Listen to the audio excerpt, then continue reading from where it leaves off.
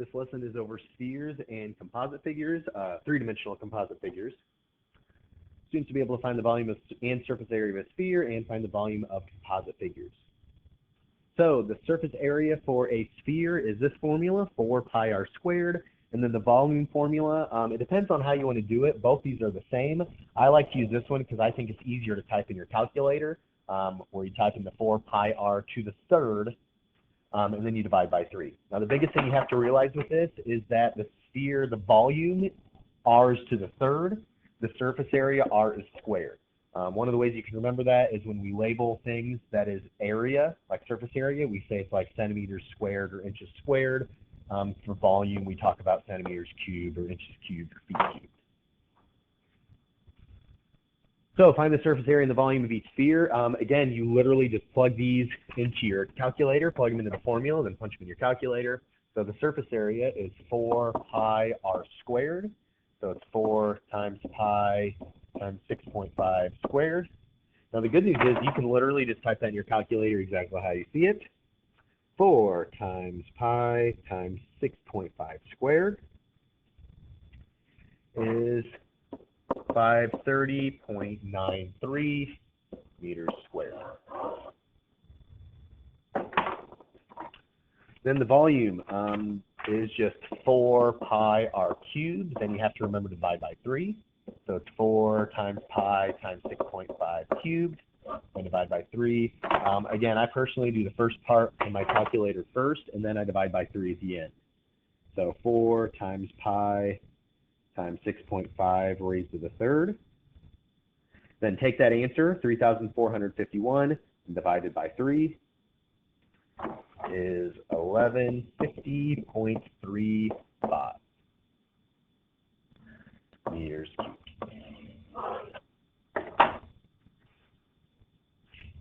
So go ahead, do these two on your own, pause it, do these on your own, and then watch the answers.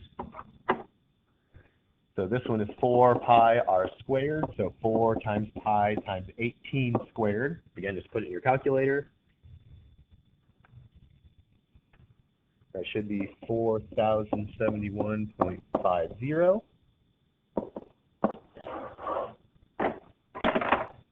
And over here we have 4 pi r cubed divided by 3, so 4 pi times 18 cubed divided by 3.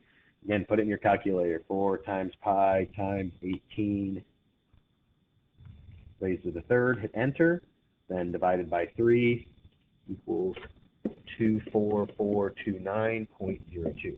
Now I will tell you ahead of time that it doesn't happen a lot, but it is possible to get the same exact number for your area or for your volume and your surface area. Doesn't happen a lot, but if it does happen, I would check your work because I always want you to check your work. But it is possible. Doesn't happen a lot, definitely possible. Same thing in this one. Go ahead and do this one on your own. The biggest thing is to realize this 7.7 is the diameter since it goes all the way through. So the radius is dividing that by 2. That's 3.85 is the radius.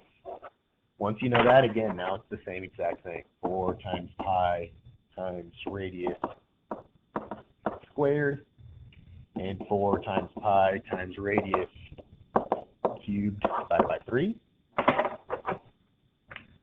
4 pi times 3.85 squared, 186.27.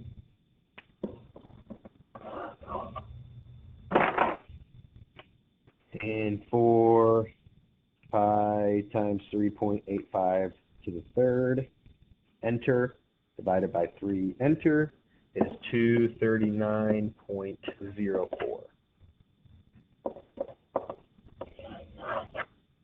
Also, it didn't happen in this one, but you can also get a surface area that's bigger than the volume. And it doesn't happen a lot, but it does happen sometimes. So this is a story problem with this. A basketball has a diameter of 9.8 inches. I want to pull a prank on one of my friends. I'm going to fill a basketball with water and then throw it to him. That way, when he catches it, he will not expect it to weigh a lot, and there will be undoubtedly a hilarious outcome. How much water will fill the basketball? Now, I like this question because it's a little bit funny, but also it reminds me of story problems you get on standardized tests where all this stuff in here is literally worthless. All we need is the diameter is 9.5 inches and how much water will fit. Now remember, if you're filling something with water or with paint or with a liquid, or if you're filling it with cement, if you're filling something, it's volume. If you're covering something, then it's surface area. So the diameter is 9.5, so the radius is half of that. So that is 4.75 is the radius. And we're talking about the volume because we're filling it with water. So that's 4 pi r cubed divided by 3. So 4 pi times 4.75 to the third divided by 3. 4 times pi times 4.75 raised to the third divided by 3 is 448.92 inches cubed. The next one, what if I decided to paint the ball pink? How much paint would I need? So now, again, you're not filling the ball with paint. You're covering the ball with paint. You're painting the outside, so now we're talking about surface area. So again, the radius was 4.75. So the surface area is 4 times pi times your radius squared, and all we have to do is put that into our calculator. That should be 283.53 inches squared. Sorry, that's 283.53. A little sloppy. All right, now we're going to talk about composite figures. Now remember, we did composite figures before. We did those with two-dimensional shapes. So how would you find the area of this? Well, remember, to find the area of this, we don't have a formula that is a arrow shape or a house shape or something, but we do have the area of a square, and we do have the area of a triangle. So all I have to do is add those two areas together. So the area of the square is 10 times 10 is 100. The area of the triangle, this is your base, is 10. So we have 1/2 base times height, 1/2 8 times 10. That ends up giving you 40. So we have 100 and we have 40. So the whole area is 140. It's the same thing with composite figures. So when we have this, we're going to find, and we'll do this a little bit later, we're going to find the volume of the cylinder. Then we're going to find the volume of the cone. Then we're going to add those together.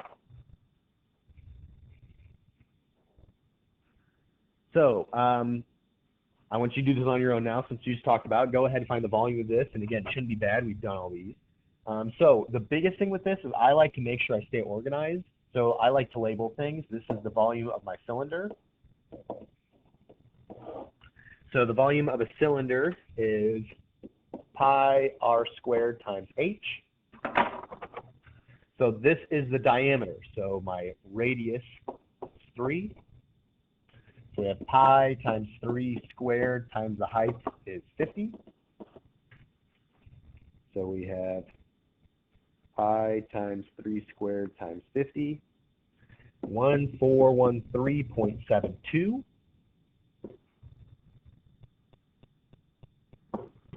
That's the volume of the cylinder. Now we have the volume of the cone.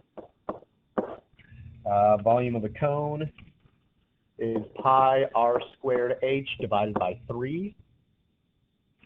So we have pi times 3 squared times, now h is the height of your cone. Now this we're going to run into a problem. This is not the height of your cone. This is the height. This is the slant height. So we're going to have to work backwards to find what the actual height is and do the Pythagorean theorem. So I know this is the radius is 3, this is 5. So I have 3 squared plus, we call that, what we'll call h. H squared is equal to 5 squared. So that's 9 plus h squared is equal to 25. And this is what a lot of people miss because they forget to do this. They just use the 5.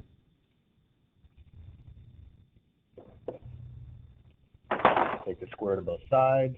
We end up with h is equal to 4. So now we have everything we need. So the height is 4 divided by 3. So pi times 3 squared times 4 divided by 3 is 37.70. So we have the volume of the cylinder, the volume of the cone. To find the volume of the whole thing, we just add those together. So 1413.72 plus 37.70. 1413.72 plus 37.70. 1451.42 meters to the third.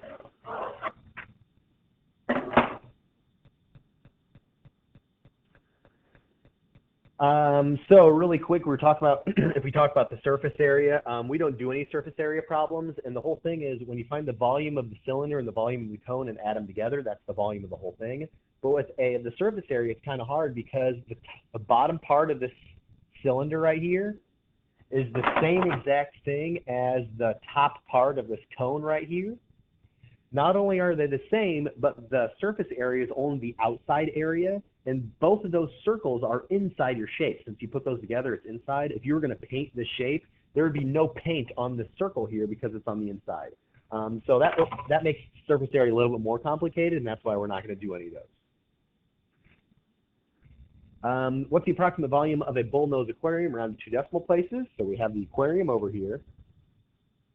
We're going to break it down into 2 shapes we know. We have a rectangular prism. Now over here we have a cylinder, but realize it's just half of a cylinder. So that's really important to realize. It's only half of that cylinder. Make sure you keep that in mind. And that's why I really haven't seen that shape before. So now let's find the volume of it now that we're looking at this shape. So the volume of the prism is actually pretty easy. Remember, volume of a prism is a rectangular prism is length times width times height. So that is 24 times 24 times 36. One of the other hard things about this is that the numbers kind of get a little bit big, but that's okay. So that was the easy part, the prism. But now the cylinder, and I'm going to write this up here, it's actually half cylinder. Now the biggest thing with this is remembering you have to divide it by 2 because it's not the whole cylinder. So the cylinder, the formula for a cylinder, the volume is pi r squared times h. But then you have to remember we're dividing that by 2 because there's only half of it there. So when we plug our answers in, we have pi times my radius is 12 squared times my height is 24. But then we have to remember we're dividing that by 2. Now again, I always include this in there. Later I'm going to do a problem where I do that and it looks a little bit weird, but I forget that all the time to divide at the end. So we have pi times 12 squared times 24, 10,857. Then divide that answer by 2. When getting the answer is 5428.67. Sorry, I'm looking at my calculator when I write that down, so my handwriting's not so good. So the total volume, all we do is we add those 2 together. So we have 20736 plus 5428.67.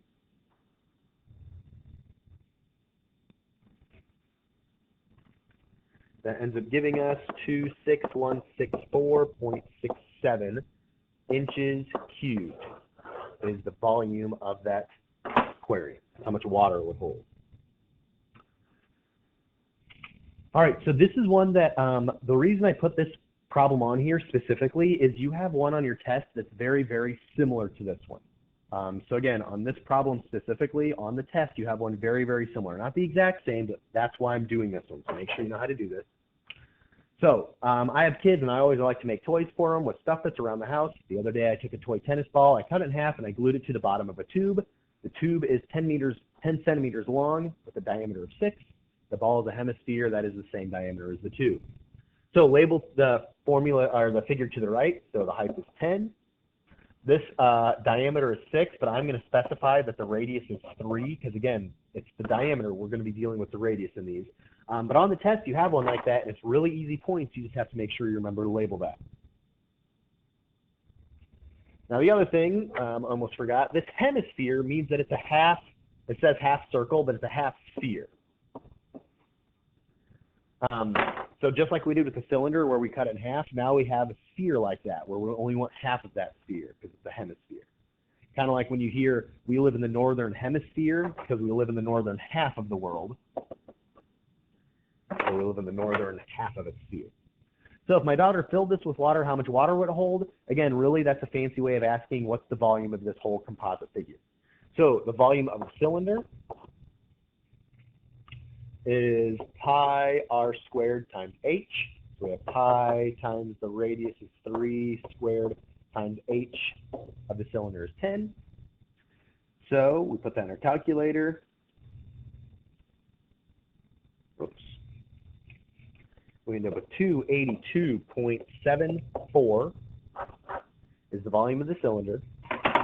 Now we have the volume of the sphere, but again, I'm going to specify it's half of a sphere.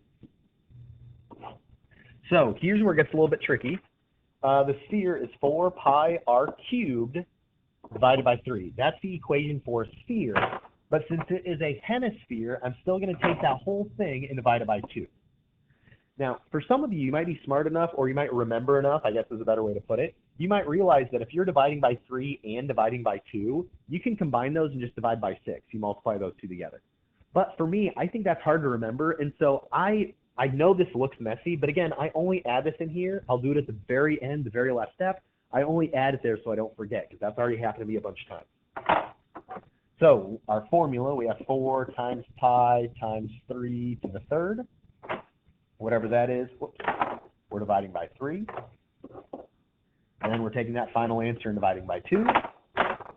So let's go ahead and put that in our calculator. We have 4 times pi times 3 squared. That's 113. Divide that by 3. That's 37.69. I should probably do this. That equals. So that's 37.70 if you round. That is the volume of the whole sphere. Oh, hold on. Sorry, made a mistake quick. When I did this in my calculator, I put 3 squared. It should be 3 to the third. So let me do that again. 4 times pi times 3 raised to the third divided by 3. That's different. So that gives you 113.10. And that's what we're dividing by 3. So again, 4 times pi times radius to the third.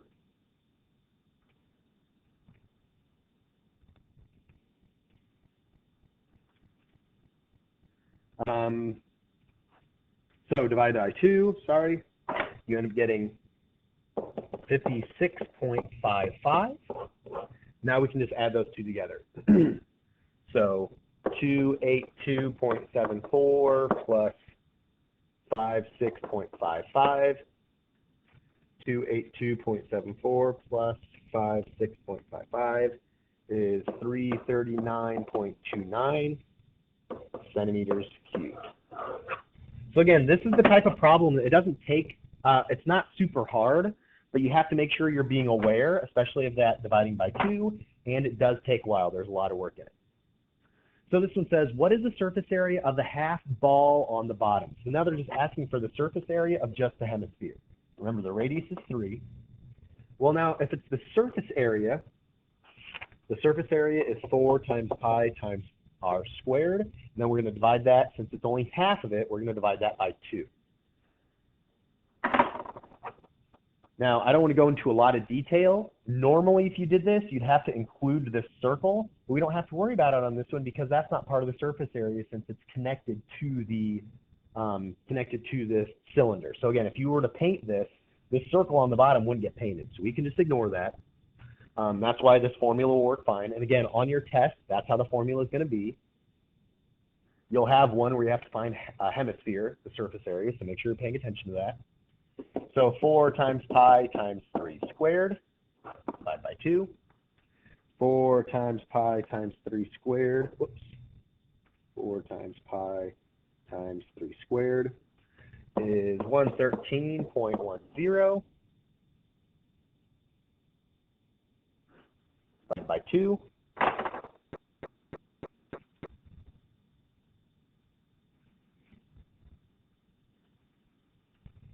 You end up getting 56.55. That is your answer, centimeters squared. Now I know, again, I talked about this earlier, but I know that 56.55, we got the similar thing over here, and the 113.10, we got a similar thing. That's not always going to happen, obviously, but it does happen sometimes. That should be correct. Last but not least, again, this is like it is on the test, where the last part of this is going to say, what if I found a different tube that has a diameter of 7, and it was 12 centimeters tall, and it's 12 meters tall. On the end, there is just a flat cap, no ball. Would it hold more or less water than the original toy? So essentially, they're telling you to find the volume of this new cylinder and compare it to the volume of your other one with the hemisphere on the bottom. So if you want to draw a picture, you can. Diameter is 7, so the radius is 3.5. The height is 12, so the volume of a cylinder is pi times the radius squared times the height. So pi times 3.5 squared times the height. You're getting 461.81 centimeters cubed. Is that more or less than the one before? So this is the surface area. This is the volume. So that was 339, and we got 461. So the volume of this one is more. Now be careful how you word this one. I would simply make sure you read the question. Would it hold more water than the original toy? So would this one hold more? So the answer is yes. But then I would specify this holds more. Now the only reason I say that I specify is because sometimes when people read this, especially when they don't read it a second time, they forget and they think the question says, would the original one hold more? And so if you just put no, or if you just put yes, it helps if you specify just to make sure. So if you would have read this question wrong and put yes, it holds more, or if you would have messed up and put no, and then put this holds more, well then I know, okay, you just read the question wrong, because you're saying this holds more. So I would add that little extra description. So if you have any other questions, make sure you email me. Good luck.